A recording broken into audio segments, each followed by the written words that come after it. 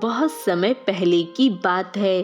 केशव नगर राज्य में राजा विक्रम नाम का एक बेहद न्यायप्रिय और दयालु राजा रहा करता था। उसके राज्य में हर तरफ सुख शांति, अमन और चैन था। उसकी प्रजा बहुत खुश थी। प्रजा को प्रसन्न देखकर राजा को भी बहुत प्रसन्नता होती थी। एक दिन राजा विक्रम अपने कक्ष में बैठा हुआ कि तभी उसकी पत्नी रुक्मणी उससे बोली, आप हमेशा राज्य के काम में ही उलझे रहते हैं और यही सोचते रहते हैं कि ऐसा क्या किया जाए जिससे आपकी प्रजा और सुखी हो जाए, और मेरी ओर ध्यान भी नहीं देते। रुक्मणी, राजा का प्रथम कर्तव्य अपनी पत्नी के प्रेम में डूबे रहना नहीं होता, बल्कि प्रजा के हितों का ध्यान रखना भी होता है। मुझे आपके यह विचार सुनकर बहुत खुशी मिलती है।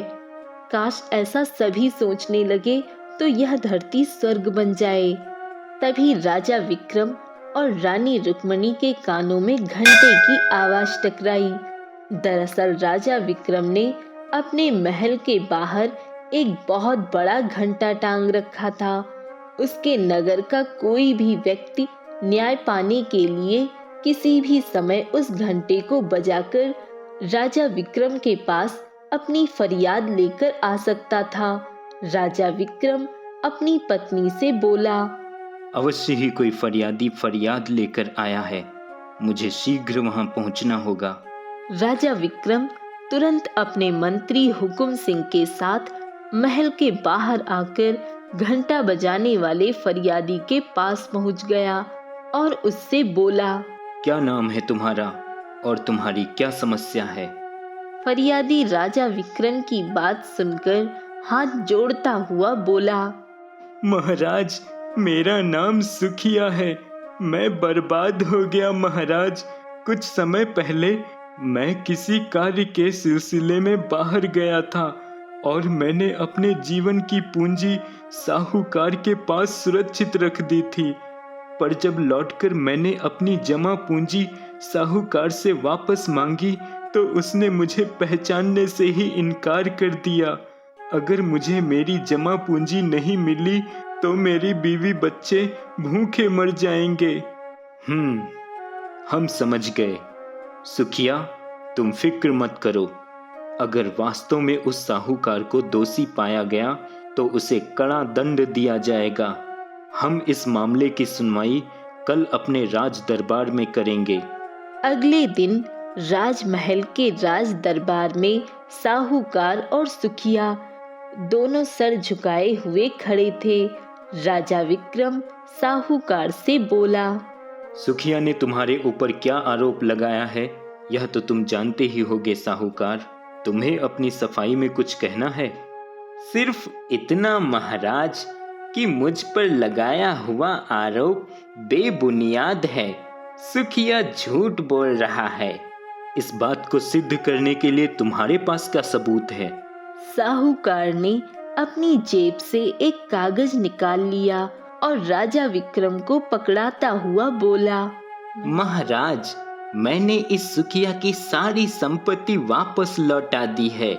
इसके नीचे सुखिया के हस्ताक्षर भी मौजूद हैं, आप देख सकते हैं।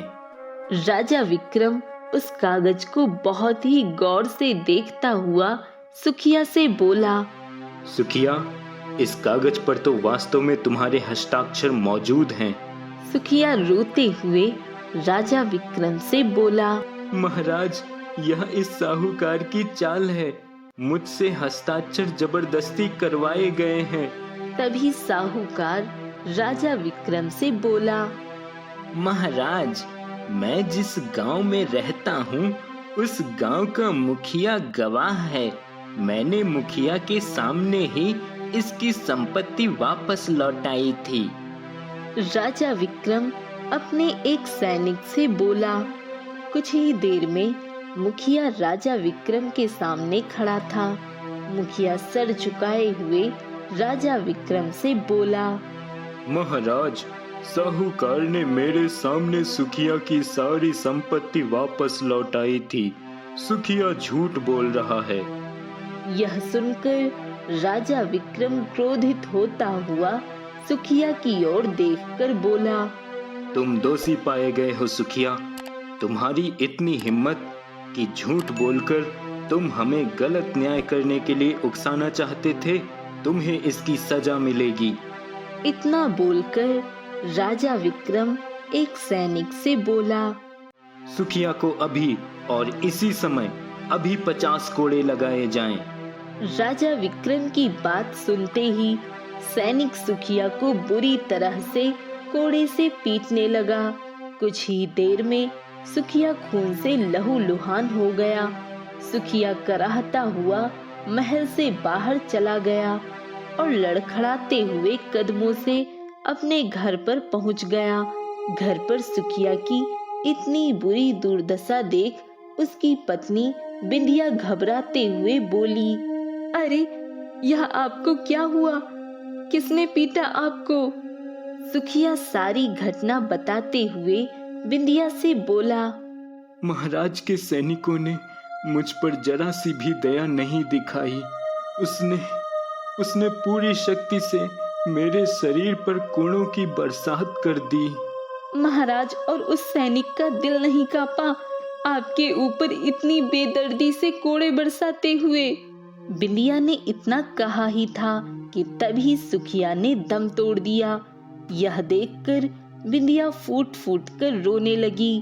तभी सुखिया का 10 वर्षीय पुत्र आदित्य वहां आ पहुंचा और अपने पिता को इस हालत में देखकर अपनी माँ से रोता हुआ बोला, माँ क्या हुआ? पिताजी ऐसे क्यों लेटे हुए हैं? पिताजी के शरीर से खून क्यों निकल रहा है और वो बात क्यों नहीं कर रहे हैं? अपने 10 वर्षीय बेटे आदित्य की बात सुनकर बिंदिया फूट फूट कर रोते हुए बोली, बेटा तेरे पिता तुझे छोड़कर बहुत दूर चले गए हैं। अब वह तुझसे कभी नहीं बोलेंगे, वो मर चुके हैं। यह सुनकर 10 वर्षीय आदित्य, जो कि एक बच्चा था परंतु जीवन और मृत्यु को वह समझता था, फूट फूट कर रोने लगा। बिंदिया रोते हुए अपने बेटे से बोली, चिंता मत कर बेटा, नहीं रहना हमें यहाँ पर। हम तेरे पिता का अंतिम संस्कार करके इस राज्य को हमेशा हमेशा के लिए छोड़ देंगे। कुछ दिन ऐसे ही बीत गए। एक दिन राजा विक्रम अपने मंत्री हुकुम सिंह से बोला, मंत्री हुकुम सिंह, जब से सुखिया ने हमसे झूठ बोला है तब से हमारा मन विचलित हो गया है। मैं आपकी बात का मतलब नहीं समझा महाराज।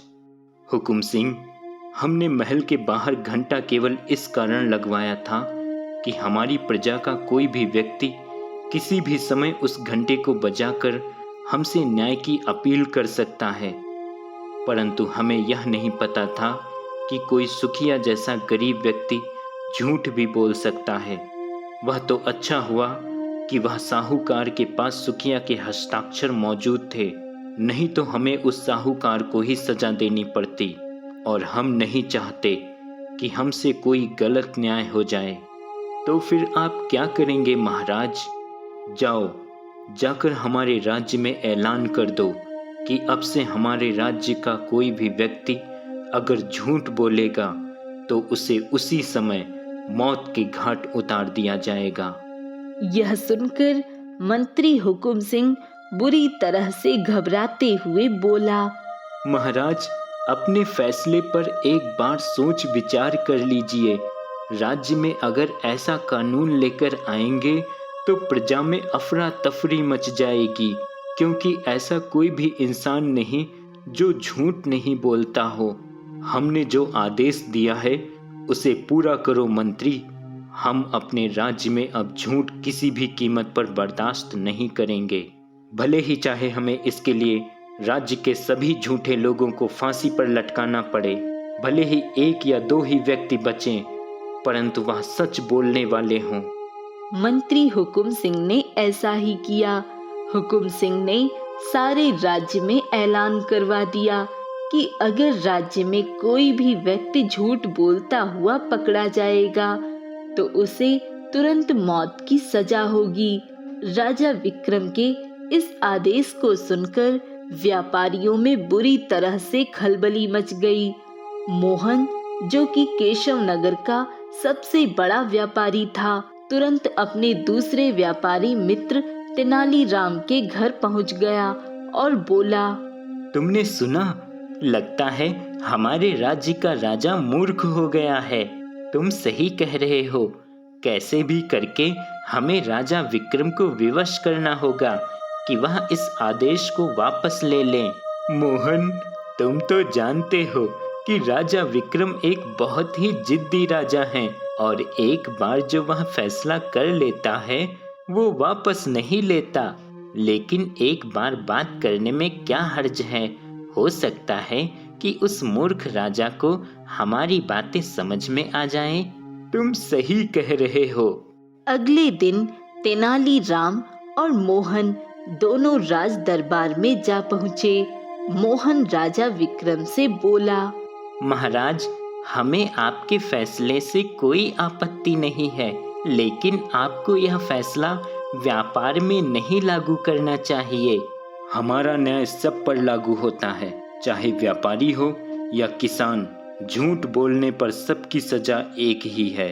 तभी तेनालीराम राजा विक्रम से बोला, महाराज, आप स्वयं सोचिए, हम व्यापारियों को छोटा मोटा झूठ तो बोलना ही पड़ता है। हम अगर पूरा सच ग्राहक को बताएंगे तो कोई भी हमारा हमसे माल नहीं खरीदेगा, और जब हमारा माल बिकेगा ही नहीं तो फिर हम आपको भी नहीं कर चुका पाएंगे।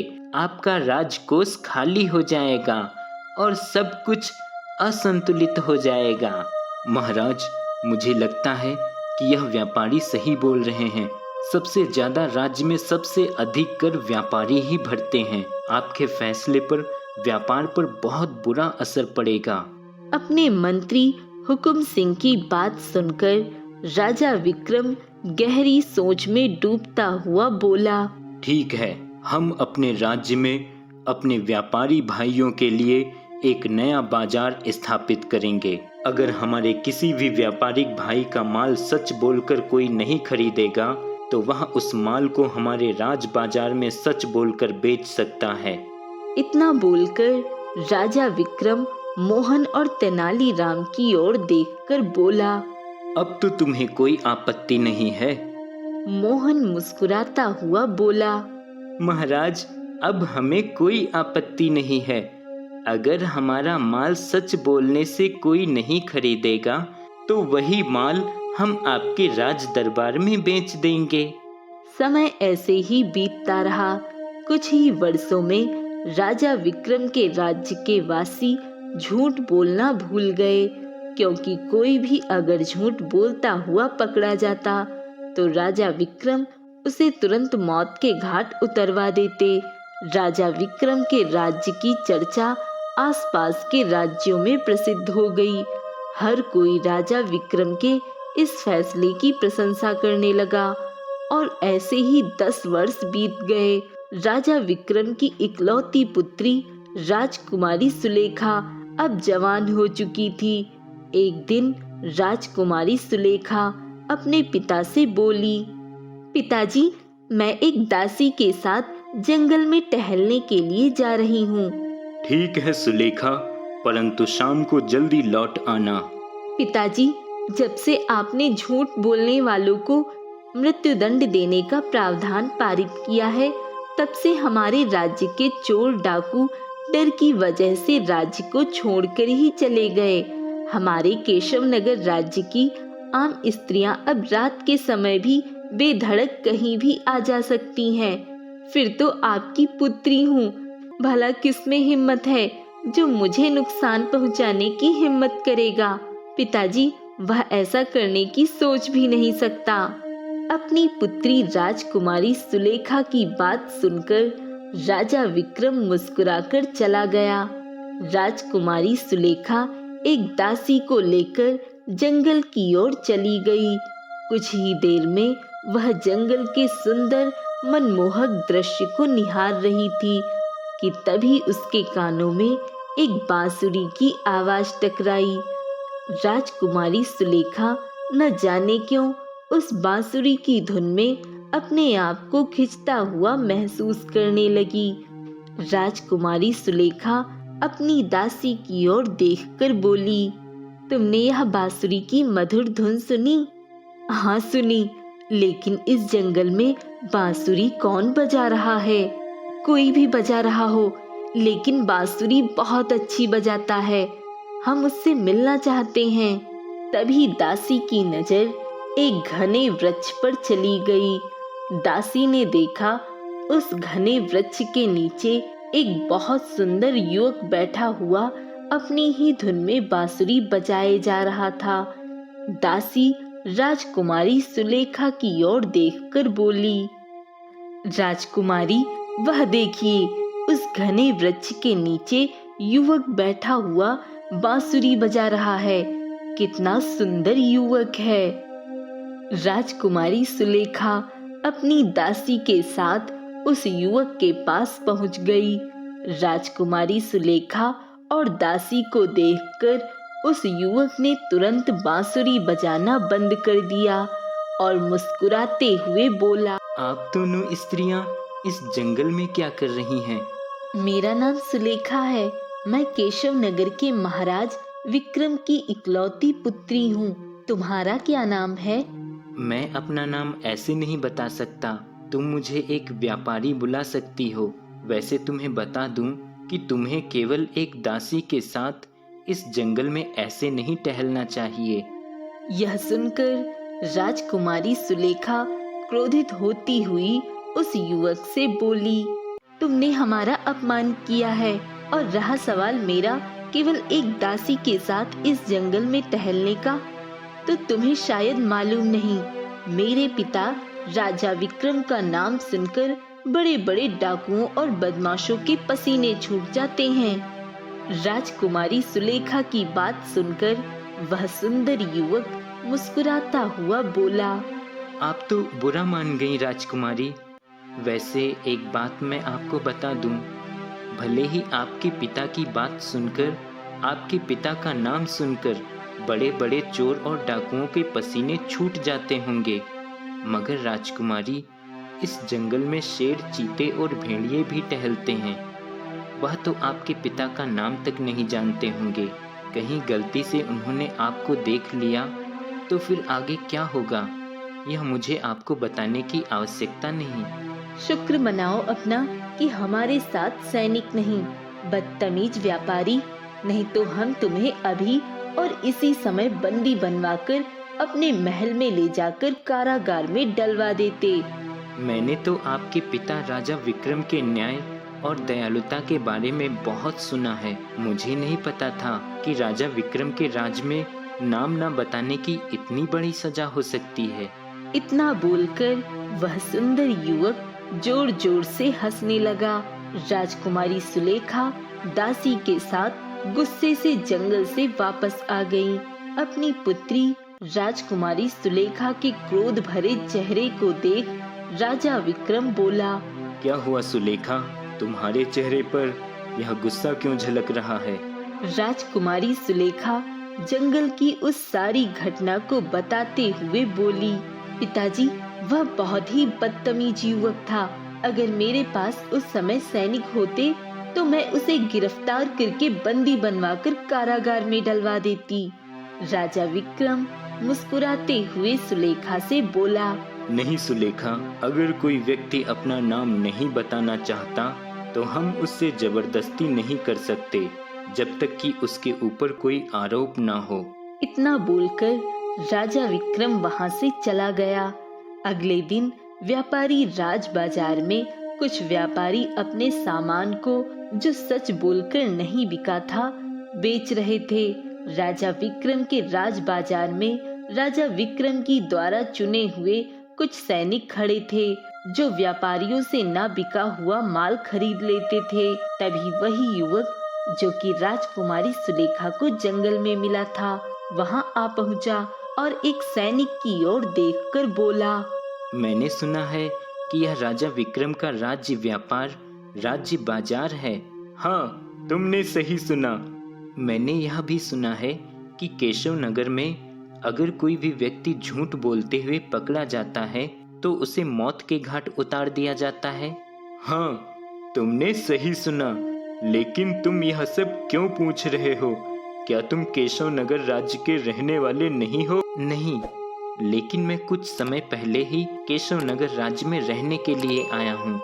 इस हिसाब से तुम कह सकते हो कि मैं अब केशव नगर का ही वासी हूँ। इतना बोलकर उस सुंदर युवक ने एक छोटी सी मूर्ति निकालकर सैनिक के सामने रख दी। सैनिक ने देखा कि वह छोटी सी सोने की बड़ी ही सुंदर मूर्ति थी जो रंग बिरंगी किरणों से चमक रही थी। वह सुंदर युवक सैनिक की ओर देखकर बोला, मैंने इस मूर्ति को सच बोलकर बेचना चाहा, मगर यह नहीं बिकी। इसलिए इस राज्य के कानून के मुताबिक मैं इस मूर्ति को राज बाजार में बेचने के लिए आया हूँ। तुम्हारी यह मूर्ति तो बहुत ही अधिक सुंदर है। तुमने अवश्य इसके अधिक दाम मांगे होंगे। नहीं, मैं इस मूर्ति को केवल एक स्वर्ण मुद्रा में बेचना चाहता हूँ। यह सुनकर सैनिक बुरी तरह से चौंकता हुआ बोला, तुम्हारी सुंदर मूर्ति तो इससे कहीं ज्यादा कीमती है, फिर भला इसे क्यों नहीं खरीदा गया? क्योंकि यह छोटी सी मूर्ति श्रापित है। अगर कोई भी इस मूर्ति को खरीदेगा तो उसकी पुत्री अगले दिन कोढ़ की बीमारी से पीड़ित हो जाएगी और खरीदने वाले से उसका भाग्य रूठ जाएगा। अगर वह राजा होगा तो रंक बन जाएगा। मैं ये सच बोलकर इस मूर्ति को बेचना चाहता था, मगर किसी ने खरीदा ही नहीं, इसलिए मैं इसे सच के बाजार में बेचने आया हूँ। वैसे इस श्रापित मूर्ति की और भी बहुत सारी खासियतें हैं, इतनी कि मैं तुम्हें गिनाते गिनाते थक जाऊंगा। अगर तुम इसे खरीदना चाहते हो तो मैं तुम्हें बताना शुरू करूं? यह सुनकर सैनिक बुरी तरह से क्रोधित होता हुआ बोला, तेरा दिमाग तो ठीक है। अरे ऐसी श्रापित मूर्ति को भला कौन खरीदेगा? यहाँ से चला जा, मैं तो तेरी इस मूर्ति को हाथ भी नहीं लगाऊंगा। तो फिर ठीक है, मैं इस मूर्ति को राजा विक्रम के महल में जाकर बेचूंगा, क्योंकि राजा विक्रम का ही कहना है कि जो भी वस्तु सच बोलकर नहीं बिकेगी उस वस्तु को सच के बाजार यानी राज बाजार में खरीदा जाएगा। वह सुंदर युवक सीधे राजा विक्रम के महल के बाहर पहुंच गया और घंटा बजाने लगा। कुछ देर में राजा विक्रम अपने मंत्री हुकुम सिंह के साथ वहां आ पहुंचा और सुंदर युवक की ओर देखकर बोला, क्या नाम है तुम्हारा और क्या है समस्या तुम्हारी? महाराज, मैं आपको नाम बताकर क्या करूंगा, जबकि आपके राज्य में आपके ही कानून की सरेआम धज्जियां उड़ाई जाती हों। यह सुनकर राजा विक्रम बुरी तरह से चौंकता हुआ बोला, तुम क्या बकवास कर रहे हो नौजवान? सही कह रहा हूँ महाराज, आपके राज्य में झूठ बोलने वालों को मौत के घाट उतार दिया जाता है। आपने अपने राज्य में सच को स्थापित करने के लिए राज बाजार बनवाया। अगर किसी भी व्यापारी का माल सच बोलकर ना बिकता हो तो वह आपके राज बाजार यानी सच के बाजार में उस माल को बेच सकता है, इसमें कोई शक नहीं।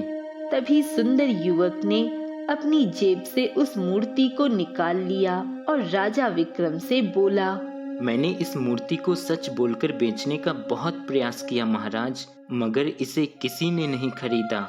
जब मैं इस मूर्ति को आपके राज बाजार में बेचने के लिए गया तो आपके राज बाजार में भी इसे खरीदने से मना कर दिया गया। यह सुनकर राजा विक्रम बुरी तरह से चौंकता हुआ बोला, जिसने तुम्हें मना किया है मैं उसे मौत के घाट उतरवा दूंगा। 10 वर्षों में किसी की भी इतनी हिम्मत नहीं हुई ऐसा करने की। तभी वहां पर वही सैनिक आ पहुंचा और राजा विक्रम की ओर देखकर बोला, मुझे पता था महाराज कि ये पागल युवक आपके पास अवश्य आएगा यह श्रापित मूर्ति लेकर। सैनिक की बात सुनकर राजा विक्रम आश्चर्य भरी नजरों से सुंदर युवक को देखने लगा। ये सही कह रहा है महाराज, यह मूर्ति जो कोई भी खरीदेगा उसकी पुत्री कोढ़ की बीमारी से पीड़ित हो जाएगी और अगर वह राजा हुआ तो वह राजा से रंक बन जाएगा और उसकी पत्नी की अकाल मृत्यु निश्चित है। यह इस मूर्ति की सच्चाई है। अब बताइए कि आप इस मूर्ति को खरीदेंगे या नहीं खरीदेंगे। अगर आप नहीं खरीदेंगे तो फिर आपके बनाया हुआ सच का कानून बेतुका महज धोखा है, केवल दूसरों को मूर्ख बनाने के लिए, ताकि आप दूसरे राज्यों की वाहवाही लूट सकें, आप अपनी ही प्रजा से अपनी प्रशंसा सुन सकें। और अगर ऐसा नहीं है तो खरीद लीजिए मेरी इस मूर्ति को। तभी वहां पर राजकुमारी सुलेखा आ गई और सुंदर युवक को देखकर बुरी तरह से चौंक पड़ी। पिताजी, यह तो वही है जो मुझे जंगल में मिला था। राजा विक्रम सुलेखा की बात सुनकर बुरी तरह से चौंक पड़ा। क्या सोच कर रहे हैं महाराज? मैं एक व्यापारी हूँ। अगर आप इस मूर्ति को नहीं खरीदेंगे तो फिर मैं आपके ही राज्य में इसे झूठ बोलकर किसी और को बेच दूंगा। और अगर आप मुझे इस कार्य के लिए सजा देंगे तो सारा राज्य जान जाएगा कि राजा विक्रम एक झूठा है। यह सुनकर राजा विक्रम बुरी तरह से धर्म संकट में पड़ गया। कुछ देर को गहरी सोच में डूबता हुआ उस सुंदर युवक से बोला, ठीक है, कानून सबके लिए बराबर होता है, फिर चाहे राजा हो या आम प्रजा। मैं तुम्हारी इस मूर्ति को अवश्य खरीदूंगा। बोलो, कितने में बेचोगे? केवल 1 स्वर्ण मुद्रा। राजा विक्रम ने 1 स्वर्ण मुद्रा उस सुंदर युवक को पकड़ा दी। वह सुंदर युवक मुस्कुराता हुआ वहां से चला गया। अगले दिन राजा विक्रम की पुत्री जब सोकर उठी तो अपना चेहरा और शरीर आईने में देखकर चीख पड़ी। उसका चेहरा और शरीर कोढ़ से पीड़ित हो चुका था। राजा विक्रम अपनी पुत्री की चीख सुनकर उसके कमरे में जैसे ही आया कि तभी एक दासी चीखती हुई वहां पर आ पहुंची और राजा विक्रम से बोली, महाराज, महाराज, महारानी को होश नहीं आ रहा, वह बुरी तरह से बीमार हैं। इतनी ढेर सारी परेशानियां देखकर राजा विक्रम बुरी तरह से चिंतित हो उठा। तभी एक साधु वहां आ पहुंचा। उस साधु को वही सैनिक बुलाकर लेकर आया था जिसने उस सुंदर युवक से मूर्ति खरीदने से इनकार कर दिया था। साधु राजा विक्रम से बोला, महाराज, आपने उस मूर्ति को खरीदकर ठीक नहीं किया। मैं उस मूर्ति को देखना चाहता हूँ। राजा विक्रम ने उस मूर्ति को साधु को पकड़ा दिया। साधु उस मूर्ति को देखकर चौंकता हुआ बोला, इस मूर्ति को काले तालाब में तपस्या करके श्रापित किया गया है। क्या मतलब? मतलब ये कि केशव नगर राज्य के घने जंगल में एक काला तालाब स्थित है। कहते हैं कि उस काले तालाब के अंदर एक डायन का वास है। जो भी उस डायन की तपस्या करके उसे प्रसन्न करता है, वह डायन किसी भी वस्तु को श्रापित करके उस व्यक्ति को दे देती है। मगर उसे डायन को प्रसन्न करना इतना आसान काम नहीं है। उसकी तपस्या के लिए वर्षों लगते हैं। साधु महाराज, मैं बुरी तरह से धर्म संकट में पड़ गया था। अगर मैं इसे नहीं खरीदता तो मैं अपने ही बनाए हुए सच के बाजार में झूठा साबित हो जाता, और मैं नहीं चाहता था कि मेरी प्रजा मुझे झूठा समझे। महाराज, अवश्य ही वह व्यापारी आपसे बदला लेने के लिए आया होगा। इतना बोलकर साधु सैनिक से बोला, जाओ, जाकर उस व्यापारी को किसी भी तरह से पकड़ कर लेकर आओ। महाराज के परिवार पर लगे हुए श्राप को केवल वही व्यापारी ही खत्म कर सकता है। तभी राजकुमारी सुलेखा की दासी वहां आ पहुंची और साधु से बोली, मैं जानती हूँ कि वह मुझे कहाँ मिलेगा। इतना बोलकर दासी अपना घोड़ा दौड़ाते हुए सीधे जंगल के उस स्थान पर पहुंच गई जहां पर पहली बार व्यापारी उसे और राजकुमारी सुलेखा को मिला था। दासी ने देखा वह व्यापारी अभी भी बांसुरी बजा रहा था। दासी को देखकर वह व्यापारी बोला, आखिरकार तुम्हारे महाराज को मुझे बुलाना ही पड़ा। कुछ ही देर में वह सुंदर युवक दासी के साथ महल आ पहुंचा। साधु उस सुंदर युवक की ओर देखकर बोला, तुमने महाराज से आखिर ऐसा कौन सा बदला लिया है? जहाँ तक मैं जानता हूँ, महाराज विक्रम से बड़ा दयालु तो कोई राजा नहीं। उन्होंने तुम्हारा क्या बिगाड़ा है? यह सुनकर सुंदर युवक क्रोधित होते हुए राजा विक्रम की ओर देखकर बोला, मेरा नाम आदित्य है। मैं उसी सुखिया का बेटा हूँ जिसे राजा विक्रम ने बेदर्दी से कोड़े से पिटवाकर मौत के घाट उतरवा दिया था, जबकि मेरे पिता निर्दोष थे। वह कोड़ों की मार बर्दाश्त नहीं कर सके और उन्होंने मेरी माँ की आंखों के सामने दम तोड़ दिया। मेरी माँ अकेले मेरे पिता की लाश को जंगल ले गई और उनका अंतिम संस्कार भी नहीं कर सकी। उसने जंगल में ही दम तोड़ दिया। मैंने अकेले अपने निर्दोष माता पिता की अर्थी को जलते हुए देखा और उसी समय मैंने एक प्रतिज्ञा ली कि मैं राजा विक्रम और उसके परिवार को तबाह कर दूंगा। मैं केशव नगर राज्य के जंगल में ही रहने लगा, मगर राज्य की एक एक खबर लेने के लिए मैं रोज राज्य आता था। मुझे पता था कि राजा विक्रम ने व्यापारियों के लिए सच का बाजार स्थापित किया है। मैं राजा विक्रम को उसी के बनाए हुए कानून से हराना चाहता था। इसके लिए मैंने केशव नगर के घने जंगल में काले तालाब की तपस्या की और वहां की डायन को प्रसन्न करके उससे यह श्रापित मूर्ति हासिल की और राजा विक्रम के सच के बाजार में ही बेचने के लिए चला आया। सुंदर युवक की बात सुनकर राजा विक्रम के मन में बरसों पुराने चलचित्र चलने लगे। राजा विक्रम आदित्य की ओर देखकर बोला, नहीं, मुझे याद है कि सुखिया निर्दोष नहीं था बल्कि दोषी था। आपने गलत न्याय किया था महाराज। अगर सच्चाई को जानना चाहते हैं तो मेरे गांव के मुखिया और उस साहूकार को दोबारा बुलवाइए। मैं आपके सामने दूध का दूध और पानी का पानी कर देता हूँ।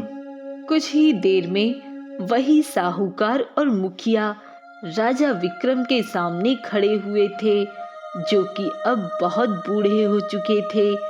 आदित्य साहूकार की ओर देखकर बोला, वर्षों पहले तुमने सुखिया की संपत्ति हड़प ली और उससे जबरदस्ती एक कागज पर अंगूठा लगवाया और महाराज के सामने झूठा साबित कर दिया।